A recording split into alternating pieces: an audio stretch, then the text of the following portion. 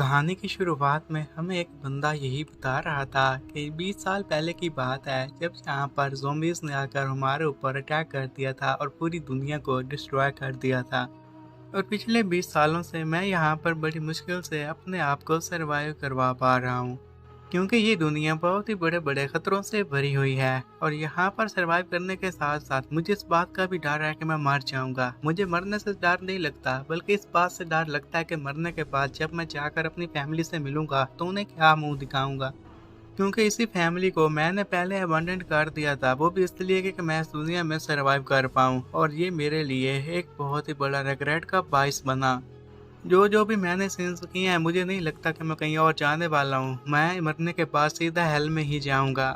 वो ज़ॉम्बीज़ के साथ फाइट भी कर रहा था और हमें इन बातों के बारे में भी बता रहा था। उसके पास जितनी भी स्ट्रेंथ थी, वो स्ट्रेंथ का यूज़ करके उन ज़ॉम्बीज़ के साथ फाइट तो कर रहा था, लेकिन उन ज़ॉम्बीज़ पर इसके पास अटैक का कोई असर नहीं हो रहा था और सबकी वजह से ये काफ़ी परेशान हो गया था। और अपने आप को ये कहने लग जाता कि क्या सच में मैं इतना ही वीक हूँ, इसलिए मैं इन्हें नहीं हरा पा रहा। हाँ, यही हो सकता है, मैं वीक हूँ, ये काफ़ी स्ट्रॉन्ग हैं। फिर वो चिल्लाते हुए उन ज़ॉम्बीज़ को यही कहता है कि अगर तुम्हें मुझे मारना ही है तो आओ फिर मुझे मार लो, मेरी इस ज़िंदगी को ख़त्म कर दो जो कि बड़ी मुश्किल से गुजारा कर रहा हूँ। अब जैसे ही ज़ॉम्बीज़ आगे बढ़ के उसे मारते हैं, उसी के साथ ही ये मारा जाता है। जब इसकी आँख खुलती है तो ये एक रूम में था और काफ़ी हैरान था। वो मन ही मन में यही कहने लग जाता है कि अगर मैं मारा जा चुका हूँ तो मैं अपने रूम में क्या कर रहा हूँ, ये तो 20 साल पहले डिस्ट्रॉय हो गया था ना। और जो कि मुझे हर जगह एयर में ब्लड की स्मेल आ रही थी, वो भी यहाँ पर आते साथ ही गायब हो गई। क्या ये कोई एक ड्रीम है? आखिर मेरे साथ ऐसा क्यों हो रहा है और यहाँ पर ये सब कुछ क्या चल रहा है? फिर उसकी नज़र एक फोटो पर पड़ती है जहाँ पर वो शिन जुई के साथ था और इस लड़के का नाम था दुआन फी। इसे देखकर अब उसके पसीने छूट गए थे, वो काफी चौंक खड़ा हुआ था। ये कहने लग जाता है कि ये पिक्चर हमने 20 साल पहले खींची थी जब मैं अपनी छोटी बहन को लेकर बीच पर गया था। यहाँ पर हर चीज मुझे बहुत ही रियलिस्टिक लग रही है। क्या अभी भी मैं एक ख्वाब में ही हूँ? वो आगे बढ़ता है, मिरर में अपने फेस को देखता है और इस सबको देखने के साथ यही कहने लग गया था कि इसका दूसरा मतलब यही हो सकता है कि मुझे दोबारा 20 साल पीछे वाली दुनिया में भेज दिया गया है। जैसे ही उसके दिमाग में 20 साल पहले का ख्याल आया था तो उसे अपनी बहन भी याद आ जाती है, तो वो भागते हुए शिन जुई की तलाश में निकल पड़ता है ताकि जाकर उससे मिल सके, क्योंकि अगर ये सब कुछ रियल है तो उसकी बहन भी यहाँ पर रियल होगी और अभी जिंदा होगी। अब पास्ट की बात बताने लग जाता है कि जब यहाँ पर ज़ॉम्बी आए थे तो उस वक्त हमारी खिड़की टूट गई थी। मैं अपनी बहन के साथ था, उसकी मदद करना चाहता था, लेकिन उस वक्त मैं इतना कोवार्ड था कि वहीं पर मैं गिर जाता हूँ। मुझे समझ में नहीं आ रहा था कि मैं यहाँ पर क्या करूँ। और फिर इन द एंड मेरे ज़हन में वहाँ से भागने का ख्याल आया, तो मैंने अपनी बहन को वहीं पर छोड़ा और वहाँ से भाग निकला, वो भी अपनी जान बचाकर। और इसके बाद से ही मुझे खुद से काफ़ी नफरत हो गई थी, क्योंकि उस दिन मुझे अपनी बहन को वहाँ पर छोड़कर नहीं भागना चाहिए था। और अब अगर मैं वापस आ ही चुका हूँ तो फिर मुझे अपनी बहन की हेल्प करना होगी। वो भागते भागते एक और रूम में जाता है। अब जैसे ही वहाँ पर पहुँचा था तो काफ़ी खुश हो गया था और यही कहता है कि सच में मैं तो 20 साल पहले वाली दुनिया में आ चुका हूँ। यहाँ पर सब कुछ ठीक है, अब मुझे अपनी बहन के रूम में जाना होगा। मुझे उम्मीद है कि वो वहीं पर बैठी होगी और अब मैं अपनी बहन को दोबारा देख पाऊंगा, क्योंकि मैंने सोचा ही नहीं था कि मैं अपनी ज़िंदगी में अपनी बहन से दोबारा कभी मिल भी पाऊंगा। वो जैसे ही अब बालकनी का दरवाज़ा ओपन करता है तो वहाँ पर उसकी बहन एक चेयर के ऊपर बैठी हुई थी और उसे देखते साथ ही कहता है कि सिस तुम यहाँ पर हो। उसे देखते साथ ही शिन चुई ये कहती है कि भाई तुम यहाँ पर क्या कर रहे हो, आखिर तुम्हें क्या हुआ, क्योंकि वो देख पा रही थी कि उसकी हालत काफ़ी ख़राब थी।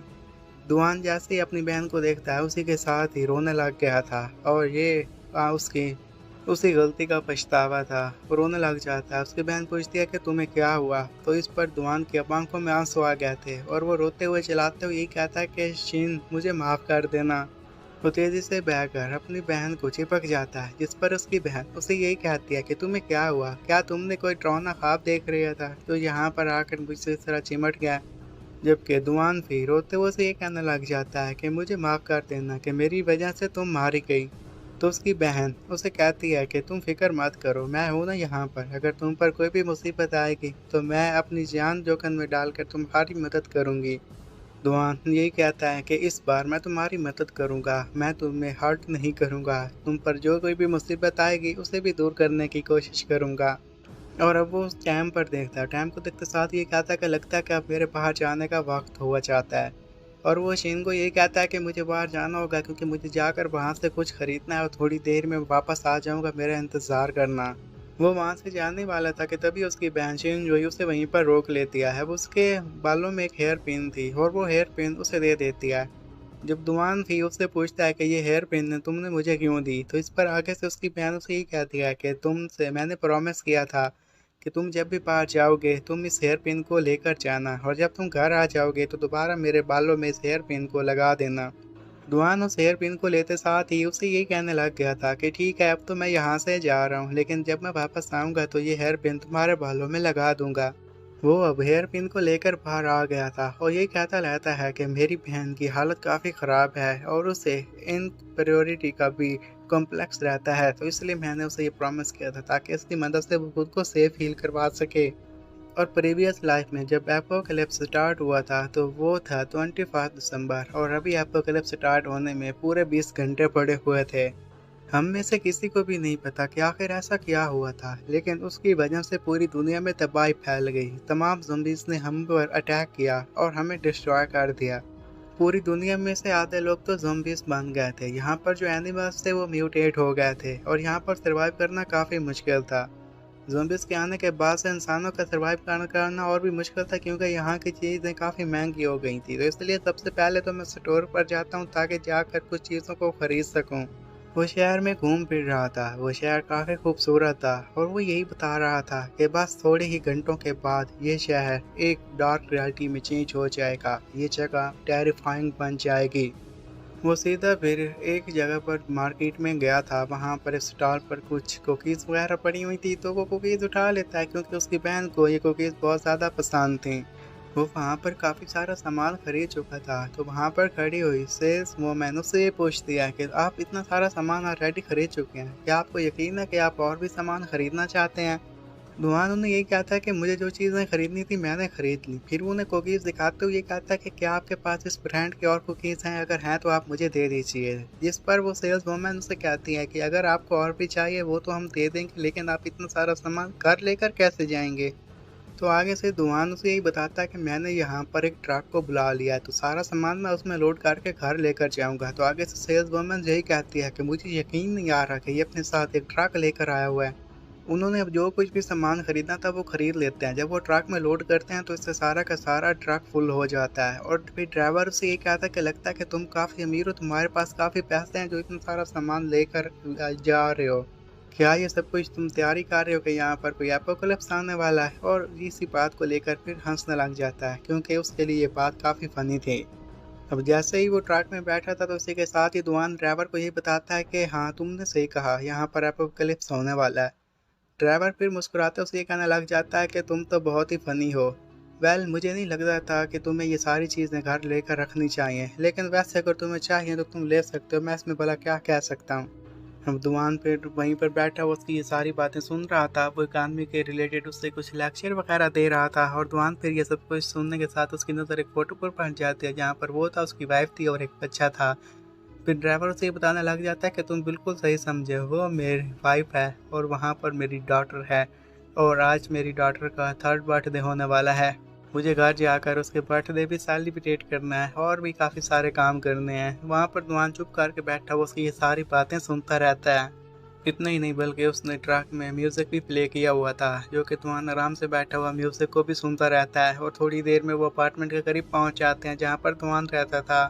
अब ड्राइवर ट्रक से बाहर आकर उसे ये कहता है कि आपका तमाम सामान रख दिया गया है, तो अब मुझे इजाज़त दीजिए। तो ये बात सुनने के साथ ही दुआन आगे एक बॉक्स देते हुए ये कहता है कि 1 मिनट रुक जाइए। और वो ये कहता है कि मैंने ये तस्वीर देखी है, उसमें आपकी बेटी को देखा तो मुझे लगा कि उसे भी कुकीज़ पसंद आएंगे, तो ये बॉक्स जाकर आप उसे दे दीजिएगा। तो आगे से वो ड्राइवर कहता है कि मुझे नहीं पता कि मुझे इसे लेना चाहिए या नहीं।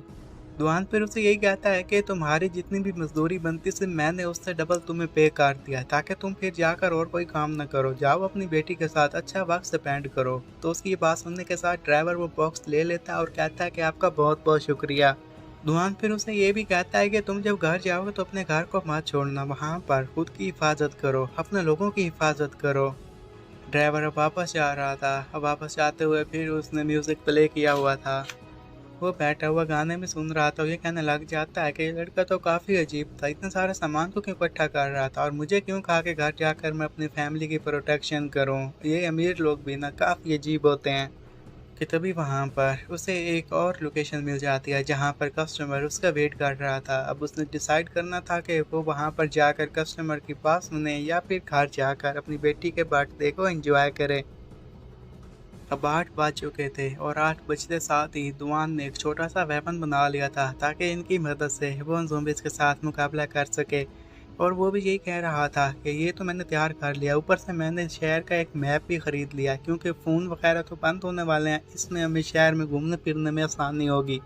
वो वहीं पर बैठा हुआ काम कर ही रहा था कि ऊपर से शिनजुई आ जाती है और जैसे ही बुलाती है कि ब्रदर, तो इस पर वो काफ़ी चौकन्ना हो गया था। फिर शिनजुई उसके पास आकर ये कहती है कि आखिर भाई तुम यहाँ पर क्या कर रहे हो। तो उसने लाइट्स ऑन कर दी थी और वहाँ पर देखता है कि उसके भाई ने काफ़ी गंद मचा के रखा हुआ था और इस पर गुस्सा करते हुए उसे ये कहती है कि तुम मुझे सारी बातें एक्सप्लेन करो कि आखिर कमरे का तुमने इतना बुरा हाल क्यों करके रखा है। और इतना ही नहीं, फिर गुस्से से चिल्लाते हुए उसे ये कहने लग जाती है कि मैंने एक नोटिफिकेशन रिसीव की जहाँ पर यही बताया गया कि हमारे पास जितने भी पैसे थे वो सारे के सारे तुमने पैसे खर्च कर दिए, आखिर तुम्हारे दिमाग में क्या चल रहा है। तो उसका भाई दुआन भी उसे ये कहने लग जाता है कि मेरी बहन तुम अब काम डाउन हो जाओ, मैं तुम्हें जो कुछ भी बताने वाला हूँ मुझे यकीन है कि तुम्हें उस पर बिल्कुल भी यकीन नहीं होगा, लेकिन एपोकलिप्स जल्दी आने वाला है। तो उसकी बहन जैसे ही एपोकलिप्स का नाम सुनती है उसी के साथ ही वहीं पर अपनी जगह पर बैठ जाती है और थोड़ी सी काम डाउन भी हो गई थी। फिर उसके करीब जाती है और उसे चेक करने वो ये कहती है कि क्या तुम्हें फीवर है, लेकिन ऐसा लग तो नहीं रहा कि तुम्हें कोई फीवर है क्योंकि तुम्हारा टेम्परेचर तो बिल्कुल नॉर्मल है, लगता है कि तुम पागल हो चुके हो। इस सब की वजह से उसका फेस काफ़ी रेड हो गया था और उसकी बहन ये कहती है कि तुम इतने रेड क्यों दिखाई दे रहे हो, क्योंकि मुझे तो नहीं लगता कि तुम्हें फीवर है। तो उसकी बात सुनने के साथ दुआन जी कहने लग जाता है कि मुझे इससे फ़र्क नहीं पड़ता कि तुम्हें मुझ पर यकीन है कि नहीं यकीन, क्योंकि थोड़े ही घंटों में तुम ये सब कुछ अपनी आंखों से देख पाओगे कि यहाँ पर क्या होगा। फिर वो विंडो के पास जाता है, अब रात का वक्त हो चुका था, वहाँ पर जाकर सांस लेने लग जाता है। ये कहता है कि अब तो क्लीन एयर भी है, तो मेरे ख्याल में इस पीसफुल जगह को अलविदा कहने का टाइम आ चुका है। उसकी बहन फिर उसके पास आकर उससे एक और सवाल पूछती है, वो यही कि आज के पूरे दिन तुमने काफ़ी वियर्ड एक्ट किया, आखिर तुम्हारे साथ कौन सा मसला है और तुम इतनी नॉनसेंस भी कह रहे हो। और मन ही मन में ये भी कहने लग जाती है कि मैंने अपने भाई को इतना सीरियस क्यों कभी नहीं देखा, कहीं ये भी तो हो सकता है कि ये जो कुछ भी कह रहा हो ये सब कुछ सच हो। मैं जानती हूँ कि ऐसा होने वाला तो नहीं, लेकिन मेरी सिक्स सेंस कह रही है कि ऐसा हो सकता है। और अभी भी दुआन काफ़ी सीरियस खड़ा हुआ था, वो ये कहने लग जाता है कि लगता है कि टाइम आ चुका है कि एपोकलिप्स स्टार्ट होगा और इसके पहले एपोकलिप्स के दौरान यह पूरे एक हफ्ते तक रहेगा। और इस एक वीक के ख़त्म होते होते पूरी दुनिया में 90% इंसान या तो मारे जाएंगे या फिर ज़ॉम्बीज़ में चेंज हो जाएंगे। और जो बंदे इन 7 दिनों तक बचे रहेंगे उनके पास एवोल्यूशन का टाइम आ जाएगा। और वो खुद से भी यही कहता है कि मैं भी यही समझता हूँ कि काश मैं भी उनमें से खुशकिस्मत निकलूँ और उन लोगों में शामिल हो जाऊँ जो कि 7 दिनों तक यहाँ पर सर्वाइव कर पाएँ और मैं भी एवोल्यूशन का हिस्सा बन जाऊँ। तभी हम एक ड्रिंकर को देखते हैं जो कि ड्रिंक पी रहा था और एक तरफ साइड पर कुछ मैसेज वगैरह आ रहे थे और सबकी वजह से उसे काफ़ी अजीब लगता है और वो चिल्लाता हुआ कहता है कि आखिर यहाँ पर किसका फ़ोन बार बार बजे जा रहा है, वो भी इतनी रात को। उसी बंदे को मैसेज आया था, वो उसका बॉस था। बॉस उसे ये कह रहा था कि तुम्हें ओवर टाइम करना होगा। बॉस की ये सारी बातें सुनने के साथ वो बंदा और भी ज़्यादा गुस्से में आ जाता है और वो यही कहता है कि मैं पहले इतना काम कर चुका हूँ, तुम मुझसे और काम करवा रहे हो। और इतना ही नहीं बल्कि उसने डॉग लाफ भी सेंड किया हुआ था। इस सब की वजह से वो ऑलरेडी ड्रंक था, तो अपने फ़ोन को साइड पर फेंकते हुए कैसा कहता है कि तुम्हारी हिम्मत कैसे हुई कि तुम मुझे उस तरह का इमोजी सेंड करो, और वो फ़ोन जाकर एक डॉगी को लगता है। तभी वहीं पर डॉग, अब जो कि अपनी शेप को काफ़ी चेंज कर चुका था, वो उसने वो लीड कर लिया था और आकर उसी बंदे के ऊपर अटैक कर देता है। और मैसेज ग्रुप में भी यही मैसेज वगैरह आ रखे थे कि यहाँ पर भी काफ़ी सारे लोग अजीब बिहेव कर रहे हैं, यहाँ पर आखिर क्या हो रहा है। और उसे इसलिए तो वो कंपनी में बुलाया जा रहा था, लेकिन इतने में वो बंदा मारा जा चुका था। अब पूरे शहर में भगदड़ मच चुकी थी। कुछ लोग ये चिल्ला रहे थे कि यहाँ पर मॉन्स्टर्स आ गए हैं और कुछ लोग ये चिल्ला रहे थे कि यहाँ पर ज़ॉम्बीज़ आ गए हैं, क्योंकि जो ज़ॉम्बीज़ बन चुके थे वो आगे बढ़कर और इंसानों को काटते रहते हैं, जिससे बाकी के इंसान भी ज़ॉम्बीज़ में चेंज होना शुरू हो गए थे। दुआन भी विंडो से खड़ा होकर अपनी बहन के साथ ये सब कुछ देख रहा था। नीचे लोग चिल्ला रहे थे और ये देखते साथ फिर बहन यही पूछती है कि दुआन आखिर यहाँ पर क्या हो रहा है, ये सारे लोग चिल्ला क्यों रहे हैं और दूसरों को काट क्यों रहे हैं। दुआन अपनी बहन को यही बताता है कि ये सब कुछ एक दूसरे को इसलिए काट रहे हैं क्योंकि ये ज़ॉम्बीज़ बन चुके हैं और लगता है कि अब रेवलेशन टाइम शुरू हो चुका है। वो दोनों वहाँ पर खड़े थे कि तभी साथ वाले कमरे से उन्हें आवाज़ें आना सुनाई होने जाती हैं और वो लड़की उनसे मदद मांग रही थी। वो लड़की कोई और नहीं बल्कि मिस वांग थी और उसको लेकर दुआन की बहन काफ़ी परेशान हो जाती है क्योंकि वो जाकर उसकी हेल्प करना चाहती थी।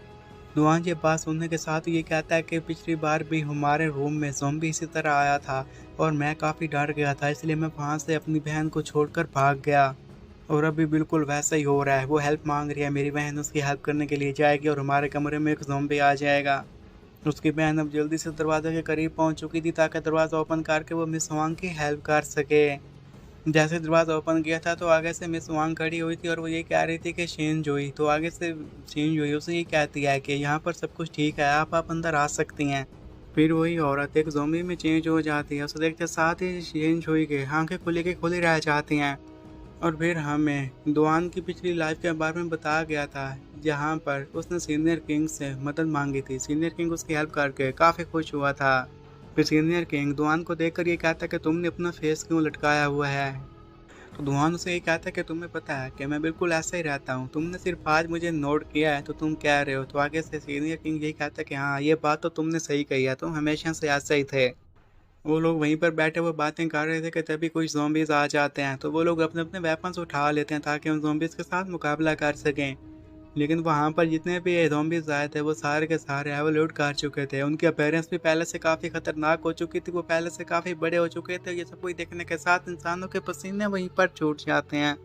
और ये देखने साथ ही वो ये कहते हैं कि हमें इनके साथ मुकाबला करना ही होगा। हमें चाहते हैं कि बाकी लोग कुछ यहाँ से भाग जाएं और हम इन्हें इतनी देर तक यहाँ पर रोक कर रख सकें तो बाकी को भागने का टाइम मिल सके। जिस पर आगे से एक शैडो वाला ज़ॉम्बी उस पर अटैक करते हुए कहने लग जाता है, ओ अच्छा तो तुम हमें रोकोगे, भला अब तुम इसका कैसे मुकाबला करोगे। वो उसे एक जोरदार चपेट दे मारता है जिसका काम वहीं पर ख़त्म हो जाता है। और इस फाइट में दुआन भी कूद गया था। वो पीछे खड़े हुए सीनियर किंग को ये कहता है कि सीनियर किंग आप वहाँ पर खड़े हुए क्या कर रहे हैं, आप यहाँ आए ना हमारी मदद करें। लेकिन सीनियर किंग उसे ये कहता है कि मैं तुम्हारी मदद नहीं कर सकता, और ये कहते साथ ही वो वहाँ से भाग जाता। पीछे दुआन अकेला रह गया था और वो ये कहता है कि ब्रदर अकेले नहीं छोड़ते। तो सीनियर किंग ने मुझे छोड़ दिया, इसका मतलब है कि मैं यहाँ पर अकेला रह चुका हूँ, मुझे अब इनके साथ मुकाबला करना होगा। और शायद यही वो वक्त था जब शिनजोई ने भी ऐसा ही फील किया होगा जब उसे मेरी मदद की ज़रूरत थी और मैं उसे वहीं पर छोड़कर भाग गया था। अभी जो बैठकर उसने स्पेयर बनाया था, इसी के साथ ही वो शिनजोई को ये कहता है कि शिनजोई तुम अपनी आंखें बंद कर लेना। शिनजोई ने जैसे आंखें बंद की थी तो वो स्पेयर को पीछे खड़ी हुई मिस वांग में दे मारता है। तो पीछे खड़े हुए मिस वांग को जाकर वो भाला उसकी आंख में लगा था और उसकी हालत काफ़ी ख़राब हो गई थी। शिनजोई भी सब कुछ देखने के साथ ही अपने भाई से ये पूछती है कि आखिर मिस्टर हुआंग को क्या हुआ। जिस पर उसका भाई दुआन से यही बताता है कि वो ज़ॉम्बी में चेंज हो गया, लेकिन तुम्हें परेशान होने की कोई ज़रूरत नहीं है, मैं यहाँ पर हूँ तो तुम्हें हर्ट नहीं होने दूंगा। तभी मिस्टर हुआंग दोबारा उन पर अटैक करने के लिए तैयार हो गया था। तो ये सब कुछ देखने के साथ ही वो उसे ये कहता है कि तुम अब परेशान मत हो, मैं इसे संभाल लूँगा और मैं देखता हूँ कि ये मेरा क्या बिगाड़ सकता है। दोबारा जैसे ही मिस्टर उसके करीब पहुंचा था तो तभी ही फिर हो दुआन अपने इस वेपन का इस्तेमाल करके उसे वहीं पर मार देता है। लेकिन वो तो एक ज़ॉम्बी था, भला इतना जल्दी कैसे मार सकता था। और ये सब कुछ देखने के साथ फिर दुआना भी यही बताने लग जाता है कि ये फर्स्ट स्टेज का ज़ॉम्बी है जो कि एपोकलिप्स के फ़ौरन बाद हमें नजर आए थे। और इनका इंटेलिजेंस लेवल बहुत ही ज़ीरो होता है। आप कह सकते हैं कि ये बिल्कुल भी इंटेलिजेंट नहीं होते। इनका सिर्फ एक ही मकसद होता है और वो है कि दूसरों को खाना और काटना। मैं पिछली बार की तरह तो बिल्कुल ऐसा नहीं करने वाला और मेरे में इतना भी एक्सपीरियंस नहीं है कि मैं इसके साथ मुकाबला कर सकूं। लेकिन पिछली बैटल्स में मुझे इतना एक्सपीरियंस ज़रूर हो गया कि मैं इस लो लेवल के स्टेज के ज़ॉम्बी को आराम से मार सकूं। वो इसी तरह उस पर बार बार अटैक करके उसे वहीं पर बार बार मारे जा रहा था और उसका खात्मा करने में कामयाब हो जाता है। जब अब उसकी बहन अपने भाई को उससे लड़ते हुए देखती है तो वो उसे ये कहती है कि तुम अब बस कर दो, अब ऐसा मत करो।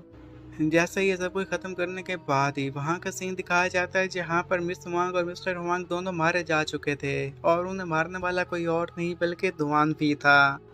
अब उन्हें मारने के बाद दुआन भी फिर जाकर अपनी बहन के साथ चिपक जाता है, उसे ये बताने लग जाता है कि मैं यहाँ पर हूँ तो तुम्हें किसी भी किस्म के परेशान होने की कोई ज़रूरत नहीं है। उसकी बहन इस सब की वजह से काफ़ी डरी हुई थी और वो अपने भाई को यही कहती है कि अगर यहाँ पर सब कुछ ऐसा ही चलता रहा तो फिर हमारा क्या होगा। मैं इस सबसे काफ़ी डर गई। तो उसका भाई कहता है कि तुम्हें परेशान होने की कोई ज़रूरत नहीं है, जब तक मैं तुम्हारे साथ हूँ यहाँ पर कोई भी तुम्हारा कुछ नहीं बिगाड़ पाएगा। फिर उसे एक आवाज़ सुनाई देने लग जाती है जिसमें उसे ये बताया गया था कि तुमने एक ज़ॉम्बी को मारा है तो उसकी वजह से तुम्हें 3 एवोल्यूशन पॉइंट्स मिल गए। और इतना देखते साथ ही वो हवा में चलाते हुए कहने लग जाता है कि कौन, क्या कोई मुझसे बात कर रहा है क्या। मुझे यहाँ पर एक आवाज़ सुनाई दी। तो उसकी बहन उसे ये कहती है कि तुम किस आवाज़ की बात कर रहे हो, मैंने तो कोई आवाज़ नहीं सुनी।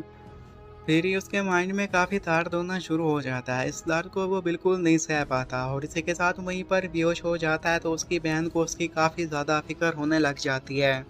फिर जैसे ही उसकी आँख खुली थी तो वो किसी और ही दुनिया में पहुंच चुका था और उस दुनिया को देखते साथ ही कहता है कि आखिर ये किस किस्म की प्लेस है। वो एक श्राइन रूम में पहुंच चुका था। वहां पर ऑलरेडी काफ़ी सारे श्राइन्स थे। तभी उन्हीं श्राइन्स में से रोशनी निकलते हुए उसके माइंड में इंटर होना शुरू हो जाती हैं और ये देखकर वो चिल्लाते हुए कहता है कि मुझे तो यहाँ पर काफ़ी सारे मैसेजेस रिसीव हो रहे हैं। मुझे तो ऐसा लग रहा है कि अगर इतने ज़्यादा मैसेजेस मुझे रिसीव होते रहे तो मेरा ब्रेन जल्दी एक्सप्लोड कर जाएगा। तो उसे फिर आवाज़ सुनाई देने लग जाती है जिसमें उसे यही बताया गया था कि एवोल्यूशन सिस्टम को एक्टिवेट कर दिया गया है, इनिशिंग ओनर रिकॉग्निशन प्रोसेस को शुरू कर दिया गया है। फिर उसके जीन चेंज को मैच किया जाता है और जल्दी ये प्रोसेस भी कंप्लीट हो जाता है। पहले तो उसके जीन्स को बिल्कुल डिस्ट्रॉय कर दिया गया था और उसके बाद से ही उसके जीन को दोबारा रिकॉन्स्ट्रक्ट किया जाता है और ताकि वो सिस्टम के मुताबिक ढल पाए। और जैसे ये प्रोसेस कंप्लीट होता है तो उसी के साथ ही उसका रिकॉग्निशन प्रोसेस कंप्लीट ऑनर बना दिया जाता है।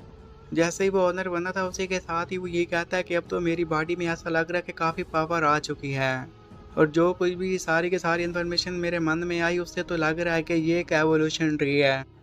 इसने मेरी हेल्प की, इसकी वजह से मैं अपने जीन्स को इवॉल्व कर पाया। ऐसा लगता है कि एवोल्यूशन ट्री के साथ मेरा कनेक्शन हो चुका है और ये सब कुछ ये जो एवोल्यूशन ट्री सिस्टम है लगता है कि ऐसा ही काम करता है।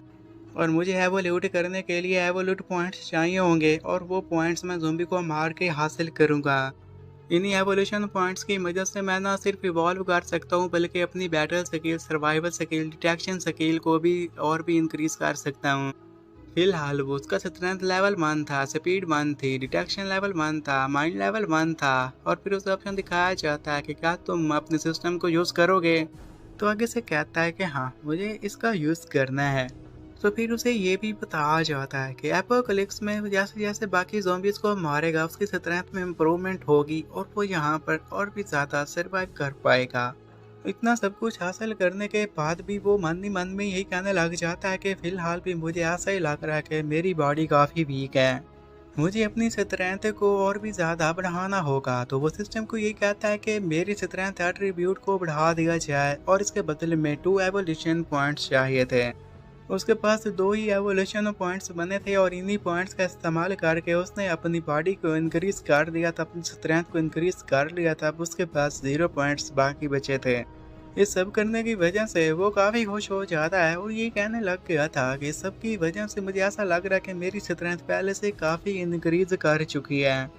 और वो ये भी कहता है कि इस बार तो एवोल्यूशन ट्री की भी हेल्प मेरे साथ ही है, तो इसकी वजह से मैं आराम से यहाँ पर सर्वाइव कर पाऊँगा।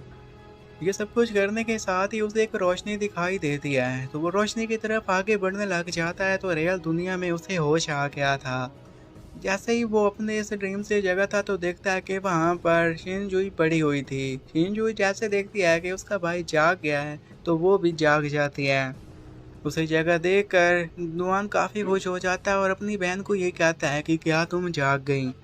उसकी बहन चिल्लाते हुए उसे ये कहने लग जाती है कि तुमने तो मुझे काफ़ी डरा दिया था, मुझे लगा कि तुम इसमें मार जाओगे, मैं कल तुम्हारे लिए काफ़ी परेशान हो गई थी। तो आगे से वो कहता है कि इस फाइट की वजह से मैं काफ़ी थक गया था तो मैं बेहोश हो गया। उसकी बहन चिल्लाते हुए कहने लग जाती है कि अगर तुम्हें इससे कुछ हो जाता तो मेरा क्या होता। तो उसका भाई कहता है कि तुम्हें सबसे कुछ भी नहीं होने वाला, जब तक मैं तुम्हारे साथ हूँ मैं तुम्हारी प्रोटेक्शन करूँगा। और मन ही मन में ये कहने लग जाता है कि अगर मुझे शिनजुई की सेफ्टी की फिक्र है तो मुझे यहाँ पर सारे के सारे गंद को समेटना होगा। मिस वांग की बॉडी यहीं पर पड़ी है तो इससे ज़ॉम्बीज़ को अट्रैक्ट किया जा सकता है। लेकिन जैसे ही वो अपने रूम से बाहर आया था तो वहां पर मिस वांग की बॉडी की जगह सिर्फ ब्लड पड़ा हुआ था और ये देखकर वो काफी हैरान हो जाता है। फिर ध्वानफी अपने कबोर्ड में जाता है जहाँ पर जाकर उसने क्लॉथ चेक किए थे और वो ये कह रहा था कि लगता है कि अब ये कपड़े तो मुझे बिल्कुल भी फिट नहीं होने वाले, तो लगता है कि मैं बुरा हो रहा हूँ, मुझे और कपड़े चाहिए। और ये सब कुछ इस वजह से हो रहा है क्योंकि मेरे पास एवोल्यूशन ट्री आ चुका है। उसी की मेहरबानी की वजह से अब मैं पहले से काफ़ी ज़्यादा स्ट्रॉन्ग बन चुका हूँ और उसी की वजह से ही मैं अपनी स्किल्स को यूटिलाइज कर सकता हूँ और अपने पोटेंशियल का भी यूज़ कर सकता हूँ। वो वहीं पर खड़ा हुआ इन सारी बातों के बारे में सोच रहा था कि तभी वहां पर उसकी सिस्टर आ जाती है। उसके पास कुछ कपड़े थे, वो ये कहती है कि ये कपड़े हमारे डैड के थे, तो मैंने सोचा कि मैं ये तुम्हें दे दूं। वो अपने डैड के कपड़े पहनते हुए ही कहने लग जाता है कि बाहर का माहौल तो पहले से काफी ज्यादा खराब हो चुका है, अब मुझे नहीं पता कि हमारे मॉम और डैड इस सिचुएशन में कैसे रह रहे होंगे। और दांग की बहन भी ये कहने लग जाती है कि क्या इस सारी सिचुएशन में वो लोग ठीक तो होंगे ना, क्योंकि मुझे टेंशन हो रही है कि वो लोग इस सारी सिचुएशन को हैंडल नहीं कर पाएंगे। दुआन फिर अपने पास के बारे में यही बता रहा था कि जब मैं 10 साल का था तो हमारे मॉम और डैड हमें छोड़कर चले गए थे। वो हर साल कुछ पैसे भेज दिया करते थे, उसके अलावा उनसे हमें कुछ खास नहीं मिला।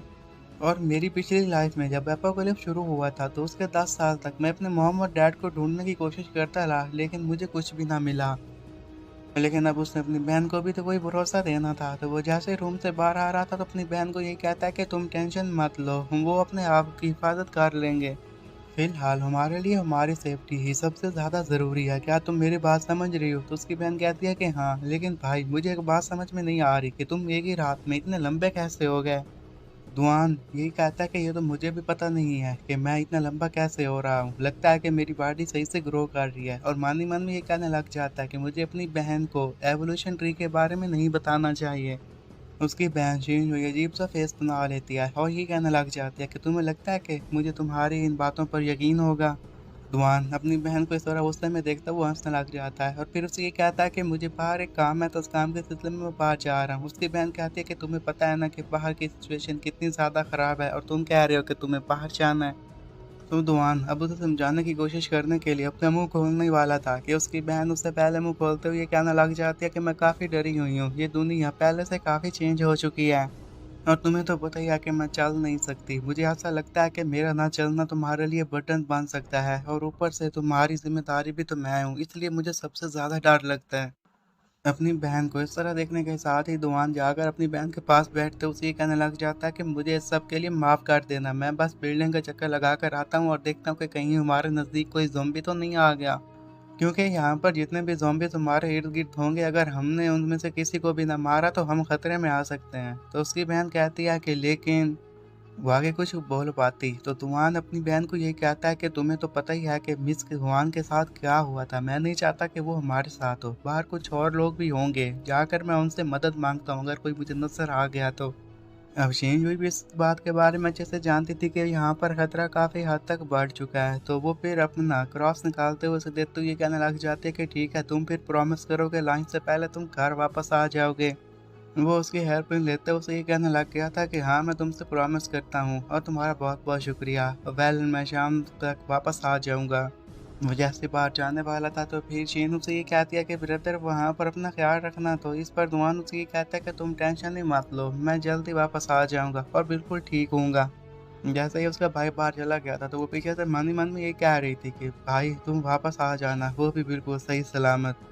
वो नीचे के फ्लोर चेक करने लग गया था और ये कहने लग जाता है कि 13 फ्लोर तो इस बिल्डिंग का हमेशा से बंद ही रहता है, तो यहाँ पर सिर्फ 12 फ्लोर दिया है और मुझे उन 12 फ्लोर्स को चेक करना होगा कि यहाँ पर ज़ॉम्बीज़ तो नहीं आ गए। और वैसे भी एवोल्यूशन ट्री की मदद से मैं जितने ज़ॉम्बीज़ को मारूंगा मुझे उतने एवोल्यूशन पॉइंट्स मिलेंगे। वो इसी तरह बिल्डिंग में घूम फिर रहा था कि तभी उसे साइड से किसी के कुराने की आवाज़ सुनाई देती है, तो वो कोई और नहीं बल्कि एक ज़ॉम्बी था जिसके मुंह पर ब्लड भी लगा हुआ था, शायद अभी उस बीच उसने किसी को मारा था। उसे देखते साथ ही दुआन यही कहने लग जाता है कि अगर रेवोल्यूशन ट्री की बात मानी जाए तो मेरा अब ये लेवल इंक्रीज कर चुका है, मेरी स्ट्रेंथ पहले से ज़्यादा हो चुकी है। अब मुझे चेक करना होगा कि अगर मेरी स्ट्रेंथ तेज़ हुई है तो मैं इसे मार सकता हूँ या नहीं मार सकता। ये एक फर्स्ट स्टेज का ज़ॉम्बी है, तो अगर मेरे एवोल्यूशन के मुताबिक स्ट्रेंथ बढ़ी है तो मैं इसे वन शॉट में आराम से मार दूंगा। और बिल्कुल ऐसा ही था। उसने एक ही बार अटैक करके उस ज़ॉम्बी को मार दिया था और इसके बदले में उसे 1 एवोल्यूशन पॉइंट मिल जाता है। अब उसका स्ट्रेंथ लेवल 2 तक पहुंच गया था, स्पीड लेवल 1 था, डिटेक्शन लेवल 1 था और माइंड लेवल 1 था। और फिर इसके बाद उसे एक पॉइंट मिल गया था। उसके सामने जो स्क्रीन शो होती है उसके ऊपर उसे ये बताया जाता है कि अगर वो 5 और पॉइंट्स को हासिल कर ले, वो भी 5 ज़ॉम्बीज़ को मारने के बाद, तो उसके पास 6 पॉइंट हो जाएंगे और इसका यूज़ वो अपनी स्ट्रेंथ को अपग्रेड करने के लिए कर सकता है। लेकिन अगर उसे अपने माइंड को इंक्रीज करना है तो उसके बदले में उसे 10 पॉइंट चाहिए और ये बात उसे बिल्कुल भी हजम नहीं हो रही थी। और माइंड पावर्स के बारे में उसने पहले भी सुन रखा था। जब वो पहले अपोकलिप्स में गया था तो वहाँ पर काफ़ी ज़ॉम्बीज़ अपनी माइंड की पावर का इस्तेमाल करते हुए खुद को एवोल्यूट कर रहे थे। और जो उनमें से सबसे ज़्यादा पावर का यूज़ करता था वो कोई और नहीं बल्कि माइंड पावर ही थी। जिसके पास माइंड पावर थी वो उनका बॉस कहलवाता था। और यही माइंड पावर का यूज़ करने वाले को अवेकनर कहा जाता था और ये स्ट्रॉन्गेस्ट अवेकनर बना करता था। और अपनी स्क्रीन को देखते साथ भी ये कहने लग जाता है कि अगर मुझे भी अपनी माइंड पावर को बढ़ाना है तो उसके लिए मुझे एट्रीब्यूट लेवल को बढ़ाना होगा, लेवलिंग अप करना होगा और बाकी भी स्टेज के रिजल्ट को भी इंक्रीज करना होगा। उसे अब 10 पॉइंट्स चाहिए थे जो कि फ़िलहाल इकट्ठा करना तो उसके लिए काफ़ी मुश्किल था। तो वो ये कहता है कि फ़िलहाल मैं अपनी स्पीड और स्ट्रेंथ और डिटेक्शन पर फोकस करता हूँ। माइंड के बारे में बाद में सोचूंगा कि इसका क्या करना है। फ़िलहाल तो मुझे अपने टास्क पर फोकस करना होगा और जो जो ज़ॉम्बी मेरे हाथ लगता रहेगा मैं उसे मारता जाऊंगा और उसके बदले में मुझे एवोल्यूशन पॉइंट्स मिलते रहेंगे। वो चलते चलते एक रूम में जाता है जहाँ पर उसे कोई लड़ाई के आसार नजर आ रहे थे। वहाँ पर काफ़ी सारा ब्लड लगा हुआ था और चीज़ें टूटी फूटी पड़ी हुई थी। और वहाँ पर इतना ही नहीं, काफ़ी सारा ब्लड भी पड़ा हुआ था। अब वो ब्लड का पीछा करते करते एक बाथरूम के करीब तक पहुँच जाता है ताकि वहाँ पर देख सके कि कोई है तो नहीं। लेकिन जैसे ही वो बाथरूम का दरवाज़ा ओपन करता है तो वहाँ पर एक लड़की की लाश पड़ी हुई थी। ज़ॉम्बी उसे मारकर वहाँ से जा चुका था। लेकिन वो इस बात से भी ज़्यादा हैरान था कि अगर ज़ॉम्बी ने उसे काटा था तो फिर उसकी स्किन पर ज़ॉम्बी के काटने के निशान होने चाहिए थे या उसकी स्किन का कलर चेंज होना चाहिए था, लेकिन ऐसा उसे कुछ भी नज़र नहीं आ रहा था। वो वहाँ पर खड़े हुए उसे देख ही रहा था कि जब पीछे से एक ज़ॉम्बी आ जाता है ताकि वो उस पर अटैक करके उसे वहीं पर मार सके। लेकिन इस बार जैसा कि वो पहले से काफ़ी स्ट्रॉन्ग हो चुका था तो वो एक ही बार में उस ज़ॉम्बी का काम तमाम कर देता है और उसके बदले में उसे फिर एक एवोल्यूशन पॉइंट मिल गया था। वो ये कहने लग गया था कि ये तो काफ़ी क्लोज था, लेकिन ऐसा कैसे हो सकता है कि मेरे पीछे एक ज़ॉम्बी आ गया और मैं उसके बारे में नोटिस ही ना कर पाया। मुझे अब हिम्मत नहीं हारनी चाहिए और मायूस भी नहीं होना चाहिए क्योंकि मेरे पास एवोल्यूशन ट्री आ चुका है। मुझे बस अलर्ट रहने की ज़रूरत है और ऐसा फिर अटैक हुआ तो मुझे उसे अच्छे से हैंडल करना होगा। और वैसे भी मेरे पास अब इतना टाइम नहीं बचा, मुझे दोपहर से पहले पहले अपने घर जाना होगा और यहाँ पर 10 फ्लोर्स और ही बचे हैं। और चलते चलते वो एक रूम के बाहर पहुँच जाता है और ये कहता है कि लगता है कि ये तो मिस हुआंग फैमिली का घर है ना। और इसी रूम के अंदर एक लड़की खड़ी हुई थी और उसके हाथ में एक डंडा था और वो भी बाहर ही देख रही थी कहीं ज़ॉम्बी ना आ जाए और वो उसे मार दे। तो दरवाजे के बाहर पहुंचे साथ ही फिर दुआन से ये कहता है कि क्या कोई अंदर है, मैं अंदर आकर तुमसे बात करना चाहता हूँ। तो वो लड़की थोड़ा-सा दरवाज़ा ओपन करती है, उसे ये कहने लग जाती है कि अब काफ़ी देर हो चुकी है, तुम्हें क्या चाहिए? और इस पर दुआन से बताता है कि मेरा नाम है दुआनफी और मैं रूम 1200 टूर से आया हूँ। मैं जानता हूँ कि तुम्हें पता होगा कि यहाँ पर ज़ॉम्बीज़ आ चुके हैं। मैं बस बिल्डिंग को चेक कर रहा था ताकि इससे बाकी लोगों को बचाया जा सके। तो वो लड़की आगे से उसे यही बताने लग जाती है कि मैं बिल्कुल ठीक हूँ, मेरा घर भी ठीक है, तुम्हें अंदर आने की कोई ज़रूरत नहीं है। वो दरवाज़ा बंद करने ही वाली थी कि तभी ही दुआन अपने पाँव से दरवाज़ा बंद होने से रोक लेता है। और वो अब काफ़ी गुस्से में था और काफ़ी कोल्ड आइज़ के साथ उसे ये कहने लग जाता है, मुझे माफ़ कर देना, लेकिन फिर भी मैं अपनी सेफ्टी के लिए तो चेक करना चाहूँगा। हो सकता है कि हमारी जान को बाद में ख़तरा हो। तो आगे से वो लड़की उसे यही कहती है कि ठीक है, तुम तो काफ़ी ट्रबल मेकर बन गए, तुम आओ चेक करो, यहाँ पर कुछ खास तुम्हें नहीं मिलेगा और फिर फ़ौरन ही जल्दी यहाँ से चले जाना। वो अब जैसे रूम में पहुंचा था तो रूम की हालत चेक करता है जहाँ पर सब कुछ नॉर्मल था और ये देखते वो ये कहता है कि यहाँ पर तो बिल्कुल कोई भी ज़ॉम्बी के आसार नज़र नहीं आ रहे। लगता है कि ये बिल्कुल ठीक कह रही थी, ये यहाँ पर बिल्कुल सेफ है, यहाँ पर कोई भी ज़ॉम्बीज़ नहीं है। फिर सामने खड़े हुए फ्रेम पर उसकी नज़र पड़ जाती है जहाँ पर उसके हस्बैंड और बच्चा था और वो इसके बारे में पूछता है कि तुम्हारा हस्बैंड और बच्चा कहाँ गए। तो वो लड़की यही बताने लग जाती है कि मेरा बच्चा ट्यूशन पढ़ने के लिए गया था, मेरा हस्बैंड उसे लेने के लिए गया लेकिन अभी तक वो दोनों घर वापस नहीं आए, तो इसलिए मैं उन दोनों को लेकर काफ़ी परेशान हूँ। वो फिर उसे ये भी कहने लग जाती है कि अगर तुम्हारा काम यहाँ पर ख़त्म हो गया है तो तुम वापस चले जाओ। रात के इस वक्त तुम यहाँ पर आए हो, तुम्हारे हाथ में नाइफ भी है, तो इस सब की वजह से मैं काफ़ी डर गई हूँ। दुआन भी उसे यही कहता है कि मुझे सब के लिए माफ़ कर देना, सच में अब मैं चलता हूँ। और मनी मन ये कहने लग जाता है कि यहाँ पर मुझे कुछ भी गड़बड़ नज़र नहीं आई, लगता है कि यहाँ पर सब कुछ नॉर्मल है। वो जैसे ही वहाँ से जाने वाला था कि उसे बेडरूम से आवाज़ सुनाई देती है, और वो ये कहता है कि ये आवाज़ तो तुम्हारे बेडरूम से आ रही है, लगता है कि वहाँ पर कोई है। तो पीछे से वो लड़की चिल्लाते हुए कहने लग जाती है कि यहाँ पर कोई नहीं है। तो इस पर दुआन कहता है कि नहीं, फिर भी मुझे चेक तो करना होगा। वो तो यही समझाती रहती है कि हो सकता है कि वहाँ पर कोई कैट होगी और उसी की आवाज़ होगी, लेकिन दुआन फिर कहाँ पीछे हटने वाला था। वो जल्दी से आगे बढ़कर दरवाज़ा ओपन कर देता है, क्योंकि वो खुद देखना चाहता था कि वहाँ पर क्या है। जैसे ही वो अंदर पहुँचता है तो उसे अब वहाँ पर ब्लड की स्ट्रॉन्ग स्मेल आने लग गई थी। उसे पता चल गया था कि यहाँ पर कुछ तो गड़बड़ ज़रूर है।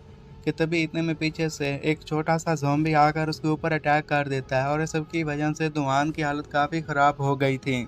अभी दुआन वहीं पर बैठा हुआ ये सब कुछ देख ही रहा था कि पीछे से मिस ली भी आकर उसके ऊपर अटैक करने की कोशिश करती है, लेकिन इससे भी दुआन बाल बाल बच गया था। और वो फिर मिस ली को ये कहता है कि मिस ली, आपको क्या हुआ, आप मुझ पर क्यों अटैक कर रही हैं। कि इतने में वही बच्चा जो कि अब ज़ॉम्बी में कन्वर्ट हो चुका था, तेजी से उस पर अटैक करने के लिए आगे बढ़ता है। और इसी के बारे में दुआन भी बता रहा था कि ये बच्चा अभी अभी ज़ॉम्बी बना है, लेकिन इनकी स्पीड काफ़ी फास्ट होती है।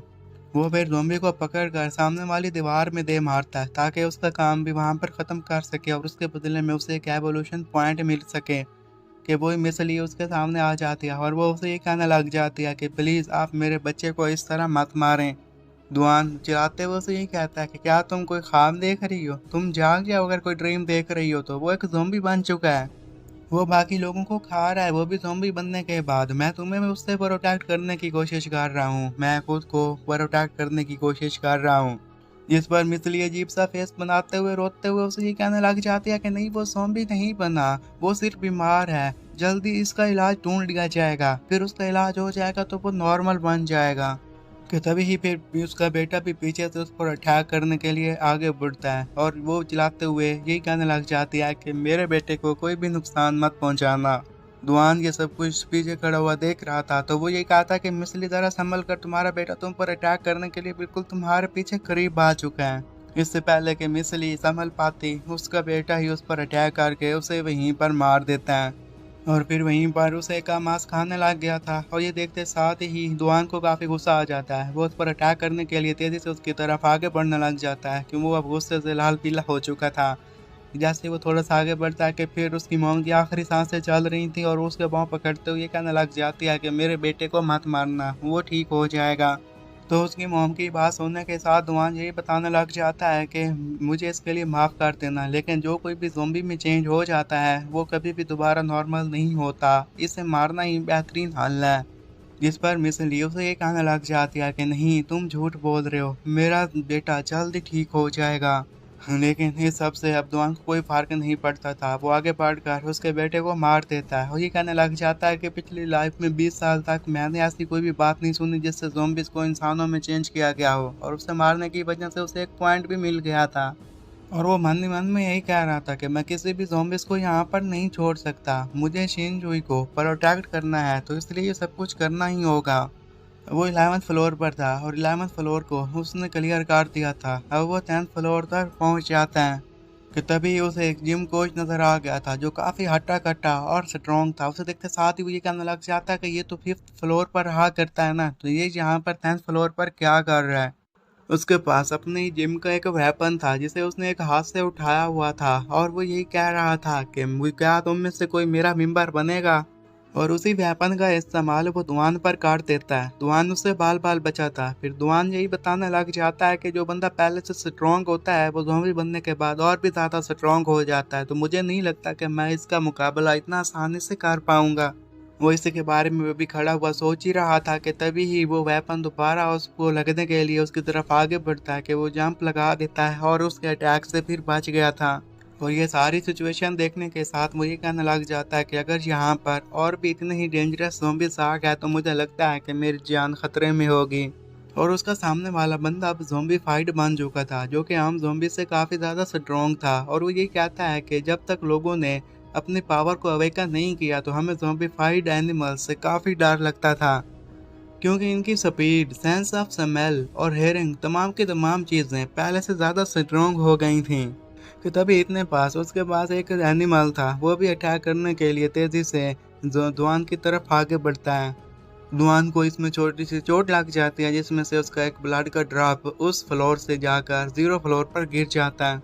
और 0 फ्लोर पर जैसे ही उसके ब्लड का ड्रॉप गिरा था, तो वहाँ पर ऑलरेडी काफ़ी सारे ज़ॉम्बीज़ खड़े हुए थे। तो इससे उन्हें पता चल जाता है कि ऊपर कोई इंसान मौजूद है, और वो फिर ऊपर वाले फ्लोर की तरफ बढ़ना शुरू हो जाते हैं। उस वो एनिमल के अटैक से भी बाल बाल ही बचा था, और वो ये कहता है कि मैं तो इससे बाल बाल बच गया, वरना मेरी जान जा सकती थी। और वो ये कहता है कि पहले तो मैं जिम वाले मास्टर से फाइट कर रहा था, अब देखो यहाँ पर एक बीस्ट भी आ गया, इन दोनों के साथ फाइट करना तो मेरे लिए और भी मुश्किल होता जाएगा, और इन दोनों के साथ डील करना इतना भी आसान नहीं होने वाला। ये मेरे लिए सबसे बड़ा मसला बन चुका है, क्योंकि अब वो दोनों ही बारी बारी दुआन पर अटैक किए जा रहे थे, और दुआन अपनी स्किल दिखाते हुए उनके अटैक से बच रहा था, लेकिन इसमें उसे काफ़ी दिक्कत पेश आ रही थी। वो ये बात तो समझ गया था कि इन दोनों के साथ डील करना उसके लिए भी इतना आसान काम नहीं है, तो वो ये डिसाइड करता है कि इन्हें शीन से काफ़ी दूर लेकर जाएगा, ताकि वहाँ पर जाकर फिर देख सके कि इनके साथ क्या करना है। वो बिल्डिंग से नीचे वाले फ्लोर में जाना चाहता था। जैसे ही वो सीढ़ियों पर देखता है कि वहाँ पर और भी ज़्यादा ज़ॉम्बीज आ चुके हैं, तो ये देखकर वो काफ़ी हैरान हो जाता है। वो पीछे की तरफ देखता है, जहाँ पर अभी भी वही जिम वाला बंदा अपना वेपन लिए उसी का इंतज़ार कर रहा था, और अटैक करने के लिए बिल्कुल रेडी बैठा हुआ था। और वो यही डिसाइड करता है कि मुझे सीढ़ियों की मदद से ही नीचे जाना होगा, क्योंकि यहाँ पर जितने भी ज़ॉम्बीज आए हैं उनके साथ डील करना आसान है, ना कि उस जिम वाले बंदे से। वो आगे बढ़कर एक दो ज़ॉम्बीज़ को मार ही चुका था कि तभी वो जिम वाला बंदा भी पीछे से आ जाता है, और अपने वेपन की मदद से उसके ऊपर अटैक कर देता है, जिससे वो तो बाल बाल बच गया था, लेकिन वो वेपन 3-4 ज़ॉम्बीज़ की खोपड़ियाँ फोड़कर आगे बढ़ने लग जाता है। और ये सब कुछ देखते हुए वो भी काफ़ी हैरान था, क्योंकि उसने एक ज़ॉम्बी को मारा था और उसके बदले में उसे एवोल्यूशन पॉइंट नहीं मिला था। और वो ये भी कह रहा था कि इनकी एवोल्यूशन स्पीड पहले वाले एपोकलिप्स से काफ़ी तेज़ हो चुकी है, आखिर इनके साथ क्या हुआ है। वो जिस रूम में खड़ा हुआ है ये सब कुछ सोच रहा था, उसी रूम में फिर वही एनिमल और ज़ॉम्बी फाइट जिम वाला मास्टर आ जाता है। ये फिर उस रूम में एक जगह पर बैठ कर छुप गया था, ताकि वो उसे न देख सकें और इनसे जान को छुड़वा सके। लेकिन फिर भी उसके ब्लड की स्मेल को सूंघते हुए वो ज़ॉम्बी वहीं पर आ जाता है, और उसके करीब आते साथ ही ये कहने लग गया था कि मैंने तुम्हें ढूंढ लिया। फिर क्या, फिर वो उसे एक जोरदार पांच दे मारता है। इस पांच को संभाल पाना उसके लिए आसान नहीं था, तो वो पीछे जाकर गिरता है, और वहीं पर और भी ज़ॉम्बीज़ आ चुके थे। अब ये अटैक इतना ज़्यादा खतरनाक था, और पीछे दीवार में लगने की वजह से इसकी हालत काफ़ी ज़्यादा ख़राब हो जाती है। अब ज़ॉम्बीज़ के पास अच्छा मौका था कि वो आगे बढ़कर दुआन को मार सकें। और दुआन फिर मन में ये कहने लग जाता कि लगता है कि मेरा काम तमाम हो चुका है, मैं ये इस दुनिया में आया, इसके बावजूद भी मैं एक ट्रैश ही हूँ, मैं किसी को भी नहीं बचा सकता, मैं अपनी मिस्टेक से नहीं सीख सका। और बिल्कुल ऐसा ही लग रहा है कि जो बंदा पहले से ही फारिग होता है वो हमेशा फारिग ही रहता है, इसमें मैं कुछ नहीं कर सकता, मेरी में एबिलिटी नहीं थी कि मैं उनके साथ फाइट कर सकता। कि तभी फिर उसके आंखों के सामने शिनजुई आ जाती है, और वो ये कहने लग गया था कि यहाँ पर कुछ भी ओवर नहीं हुआ, अगर शिनजुई की हिफाजत करनी है तो मैं गिव अप नहीं कर सकता। और ऊपर से मेरे पास इस बार एवोल्यूशन ट्री भी है। तो वो फुर्ती दिखाते हुए जो भी ज़ॉम्बीज़ उसे खाने के लिए आगे बढ़ रहे थे उन्हें मारने लग जाता है, और इसके बदले में उसे एवोल्यूशन पॉइंट्स भी मिल गए थे। उसने वहीं पर खड़े खड़े 3 ज़ॉम्बीज़ को मार दिया था, और इसकी वजह से उसे 3 एवोल्यूशन पॉइंट्स मिल गए थे, और उसने तो अपनी स्पीड को भी अपग्रेड कर लिया था। जैसे वो रूम से बाहर आता तो देखता है कि सीढ़ियों पर कुछ और ज़ॉम्बीज़ ऊपर की तरफ जा रहे थे, उनकी तादाद 4 थी। फिर उनकी नज़र इसी दुकान पर पड़ जाती है, और उनका सारा फोकस दुकान पर हो गया था।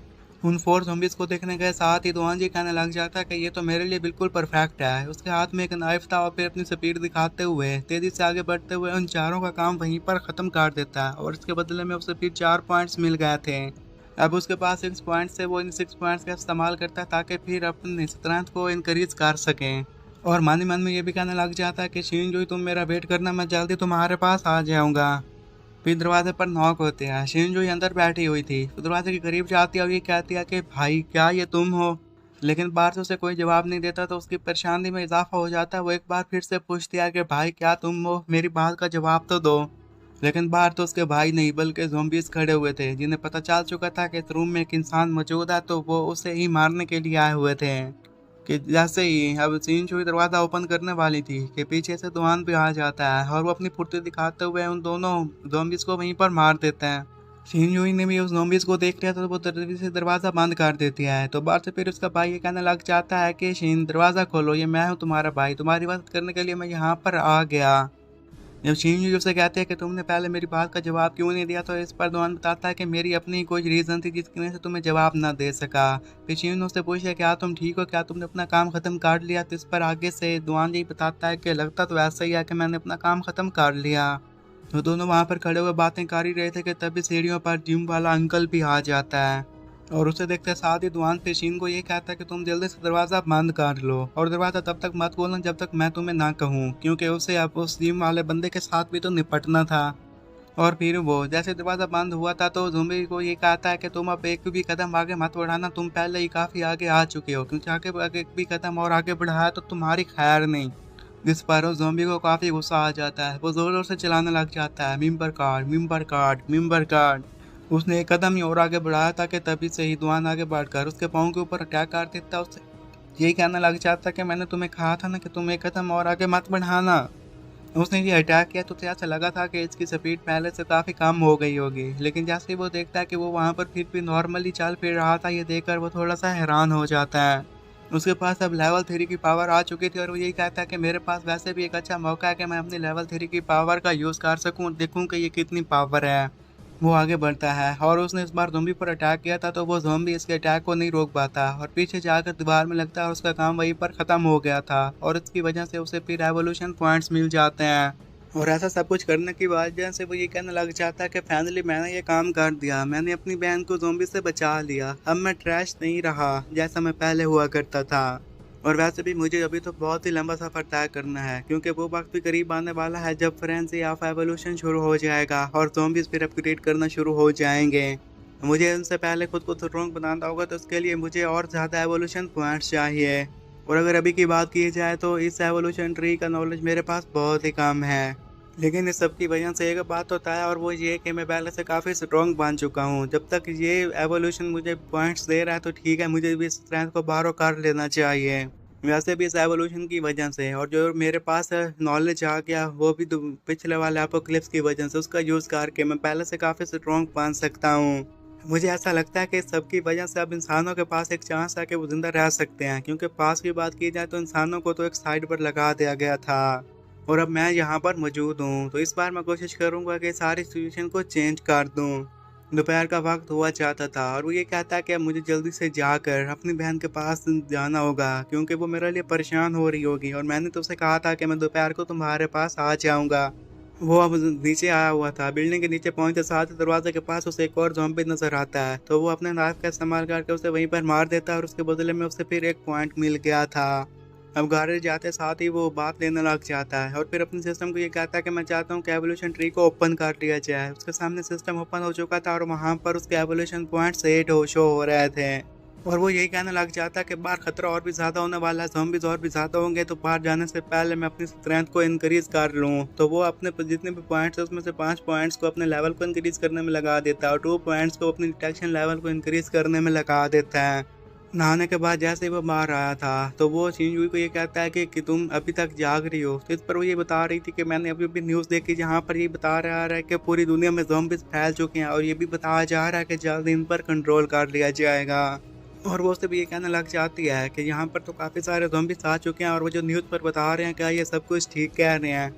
तो आगे से दुआन उसे ये बताने लग जाता है कि मुझे नहीं लगता, क्योंकि इनको कंट्रोल करना इतना भी आसान नहीं होगा। तुम्हें तो पता ही है कि ये जल्दी से यहाँ पर आकर उनकी तादाद कितनी बढ़ती जा रही है। वैसे भी हमें चीज़ों को फिगर आउट करना ही होगा कि यहाँ पर चल के आ रहे हैं। और वैसे भी चाहे जो कुछ भी क्यों ना हो जाए, मैंने तुमसे वादा किया ना कि मैं तुम्हें प्रोटेक्ट करूँगा। उसकी बहन उसे कहता है कि मुझे तुम पर यकीन नहीं है। तो दुआन उसे कहता है कि क्या तुमने क्या कहा कि तुम्हें मुझ पर यकीन नहीं है। तो इस पर शिनजो यही बताती है कि हाँ तुमने सही सुना, मुझे तुम्हारी सेफ्टी की सबसे ज़्यादा फिक्र है। मैं चाहती हूँ कि तुम बिल्कुल सेफ रहो, तुम्हें कोई नुकसान ना हो। जब तुम बाहर चले गए थे मैं तुम्हें बता ही नहीं सकती कि मैं तुम्हारे लिए कितनी परेशान हो गई थी। अगर मैं फ्रीली मूव कर पाती तो मैं कोशिश करती कि मैं तुम्हें किसी ऐसी जगह पर बंद कर देती जो जगह हमारे लिए सेफ होती, और अगर मैं ठीक होती तो मैं भी तुम्हारे साथ बाहर ही चलती। मैं यहाँ पर बिल्कुल भी रहना पसंद नहीं करती, एक ही रूम में सारा दिन मैं बोर हो जाती हूँ। तो अपनी बहन की ये सारी बातें सुनने के साथ मानो से ये कहने लग जाता है कि बहन तुम फिक्र मत करो, एक दिन ऐसा आएगा कि तब तुम दोबारा चल पाओगे। तो उसकी बहन कहती है कि मुझे नहीं लगता कि ऐसा दिन आने वाला, क्योंकि इस बीमारी का अभी तक कोई भी इलाज नहीं आया। जबकि दुआन मन ही मन में ये कहने लग जाता है कि नहीं, ऐसा नहीं है, अगर तुम्हारे में पावर अवेकन हो जाए तो ये पॉसिबिलिटी है कि तुम भी चलना फिरना शुरू कर दो। और वो ये भी कहने लग जाता है कि जब पिछली बार ज़ॉम्बी ने एवोल्यूशन शुरू की थी उस वक्त मीटेओर शावर आया था, कि तभी उसकी बहन आसमान की तरफ देखते हुए कहने लग जाता है कि भाई वो देखो आसमान में कुछ तो चमक रहा है, और वो कोई और चीज़ नहीं बल्कि मीटेओर शावर था।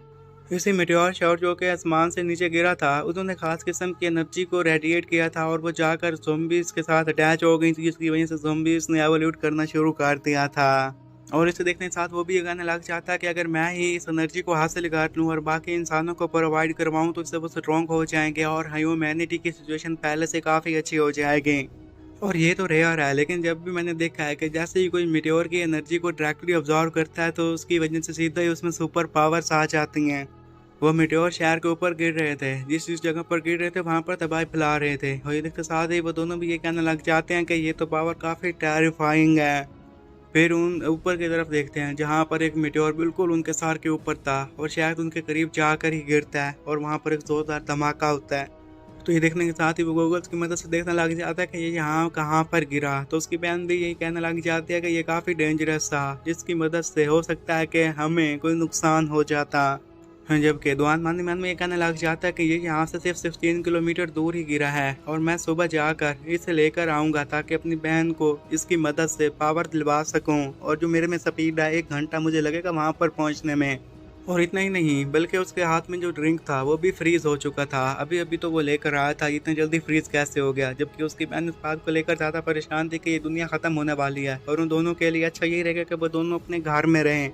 लेकिन अभी भी दुआन के मन में वही चीज़ चल रही थी कि ये ड्रिंक इतना फ्रीज कैसे हो गया। ये तभी हो सकता है कि जब यहाँ पर मेरी बहन एनर्जी को ऑब्जर्व कर रही होगी जो कि मीटेओर रिलीज कर रहा है। और ये सोचते साथ ही वो काफ़ी खुश हो जाता है और मन ही मन में ये कहने लग जाता है कि मेरी बहन चेंज हुई, तुम जल्दी ठीक होने वाली हो, अपने पाँव पर खड़ी होने वाली हो। अगले दिन जैसे ही वो अपार्टमेंट को छोड़कर नीचे जा रहा था ताकि उस मीटेओर राइड को हासिल कर सके और अपनी बहन को एनर्जी प्रोवाइड करवा सके, तो उसकी बहन चलाते हुए कहती है कि नीचे बहुत खतरा है, तुम कहाँ जा रहे हो। तो उसके बाद उसे समझाने की कोशिश करता है कि तुम काम डाउन हो जाओ, मेरे लिए काफ़ी इंपॉर्टेंट है, और सिर्फ मेरे लिए नहीं बल्कि तुम्हारे लिए काफ़ी ज़रूरी है, ह्यूमैनिटी के लिए काफ़ी ज़रूरी है, और थोड़ी ही देर में बस तुम भी फिर चलना फिरना सीख जाओगे। तो आगे तो उसकी बहन ये कहने लग जाती है कि तुम मुझसे ऐसी बातें मत कहो जिसके बारे में मैंने कभी बयानबाजी नहीं किया, मेरे लिए तुम सही सलामत रहो ये काफ़ी है। मैं नहीं चाहती कि मैं अपने पाँव पर दोबारा खड़ी हूँ, वो भी इसलिए कि तुम्हारी इसमें मौत आ जाए, मैं ऐसा नहीं चाहती, तुम यहीं पर रुक जाओ ना।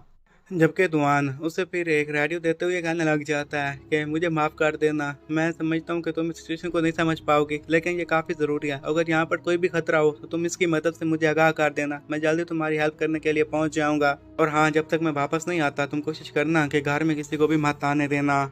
और मन ही मन में ये कहने लग जाता है कि शुंजुई मैं तुम्हें कुछ भी नहीं बता सकता कि मेरे पास साथ पिछली बार क्या हुआ था, और अगर तुम्हारे पास पावर आ जाएगी, तुम अपने पाँव पर खड़ी हो जाओगी तो तुम्हें सारी सिचुएशन के बारे में अच्छे से पता चल जाएगा। शुंजुई बस थोड़ा सा ही और वेट करना है, उसके बाद तुम बिल्कुल ठीक हो जाओगी और सारी चीज़ों को आसानी से समझ पाओगी। वो जैसे थोड़ा सा बाहर गया था तभी बाकी डॉगी पर उसकी बहन बोलते हुए कहने लग जाती है कि ब्रदर क्या तुम मुझे सुन रहे हो। तो इस पर दुआन कहता है कि हाँ शुंजुई क्या ये तुम हो। तो उसकी बहन उसके कहने लग जाती है कि सॉरी मुझे माफ़ कर देना कि मैंने तुमसे जल्दी से बात कर ली, मैं बस ये कहना चाहती थी कि मैं जानती हूँ कि तुम मेरी प्रोटेक्शन करना चाहते हो और मैं इसके बारे में कंप्लेंट कर रही थी, मुझे इसके लिए माफ़ कर देना। दुआन भी उसे ये कहता है कि हाँ मैं जानता हूँ और ये सब कुछ ठीक है शिंजुई, तुम्हें परेशान होने की कोई ज़रूरत नहीं है, मैं तुम्हारी सिचुएशन को अच्छे से जान सकता हूँ, लेकिन अब मैं वैसा नहीं हूँ जो कुछ दिन पहले हुआ करता था, अब मैं काफ़ी चेंज हो चुका हूँ। अब वो ग्राउंड फ्लोर पर आ चुका था और शिंजुई को ये कहता है कि अब मेरे बाहर जाने का वक्त हो चुका है, तुम घर पर ही रहना, मेरा इंतज़ार करना। कि तभी उसकी बहन कहती है कि अपनी पॉकेट्स तो चेक करो। जैसे ही उसने अपनी पॉकेट चेक की थी उसमें से वही क्रॉस हेयर बाहर निकल आया था। तो इस पर उसकी बहन ये कहती है कि तुम्हें अपना वादा अब याद है ना, या फिर तुम इसके बारे में भूल गए। हमारा यही तो वादा है कि हेयर पिन आकर मेरे सर में लगा देना अगर तुम सही सलामत वापस आ गए तो आगे से वो ये कहता है कि मेरी बहन तुम्हारा बहुत बहुत शुक्रिया और मैं तुमसे प्रॉमिस करता हूँ कि मैं जल्दी वापस आ जाऊँगा, इससे पहले कि अंधेरा उससे पहले मैं तुम्हारे पास हूँगा। और वो शहर में घूम फिर रहा था और ये सारी सिचुएशन को देखने के साथ वो यही कहता है कि शहर का तो नक्शा ही बदल चुका है और ये सब कुछ पिछले 2 दिनों में होया। कोई ये इमेजिन कर सकता था कि 2 दिनों में शहर की ये हालत हो जाएगी। और वो दिन का भाग था। वो ये कह रहा था कि यहाँ पर दिन में काफ़ी कम ज़ॉम्बीज़ बाहर निकलते हैं और ऊपर से मेटेओर शॉर हुआ था तो उसकी एनर्जी को भी कुछ ज़ॉम्बीज़ इवॉल्व कर रहे होंगे और यहाँ पर मुझे कॉशियस रहना होगा और सारी चीज़ों को अच्छे से चेक करना होगा और कोशिश करती होगी कि ज़ॉम्बीफाइड एनिमल्स से भी बच के रहूँ। कि तभी वहाँ पर उसे एक ज़ॉम्बी नज़र आ जाता है और वो फ़ौरन ही अपना नाइफ निकाल कर उस ज़ॉम्बी को वहीं पर मार देता है। और फिर कुछ हम सिपाहियों को देखते हैं जिनसे सारी सिचुएशन के बारे में वॉकी टॉकी से इंफॉर्मेशन ली जा रही थी, जिस पर वो ये बता रहे थे कि यहाँ पर टीम चिया ने तमाम ज़ॉम्बीज़ को मार दिया और यहाँ की सिचुएशन पहले से काफ़ी अच्छी है। और बाकी के लोग भी ये बताने लग जाते हैं कि नॉर्दर्न एरियाज़ में भी यहाँ पर इतने भी ज़ॉम्बीज़ नहीं पाए जाते और ऐसा लगता है कि तमाम ज़ॉम्बीज़ मारे जा चुके हैं और कल रात को जो मेटेओर शॉर हुआ था उसके बाद से ही कम ही ज़ॉम्बीज़ नज़र आ रहे हैं। मिशिया भी दूर खड़ी हुई है, सब कुछ गूगल्स की मदद से देख रही थी कि तभी वहाँ पर एक और लड़की आती है जो कि काफ़ी डरी हुई थी और वो मिशिया को ये कहते हैं कि मिस्टर ली से अभी भी बात हुई और वो यही बता रहे थे कि वेस्ट डोर पर जितने भी ज़ॉम्बीज़ थे उन्होंने तमाम के तमाम ज़ॉम्बीज़ को मार दिया है। तो मिशिया हाके से यही बताने लग जाती है कि ठीक है तुम उन्हें बता दो कि वो पेट्रोलिंग जारी रखें क्योंकि मैं रिस्क नहीं लेना चाहती। जब तक यहाँ पर पूरा भरोसा नहीं होता कि एक भी ज़ॉम्बीज़ बाकी नहीं बचा तो हम इस सिचुएशन को नॉर्मल नहीं ले सकते। तो आगे से वो लड़की ये कहती है कि ठीक है जैसा आप कहें मिशिया और मिस्टर हुआंग ही। तो इस पर मिशिया कहती है कि अब मिस्टर हुआंग को क्या हुआ।